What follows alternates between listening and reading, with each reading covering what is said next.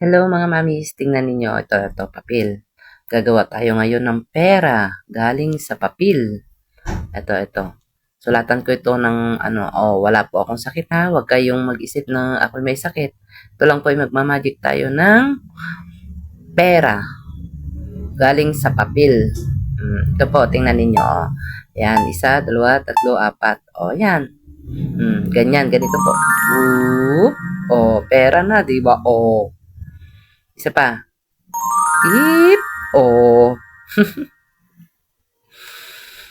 Ganito lang po ang aking ginagawa kapag ako'y naiinip. Ayan, ganyan. Oh.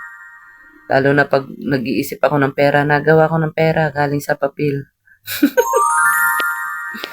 Yes po, mga mamis, mga beshi, tingnan ninyo. Diba? Pera na. Wow!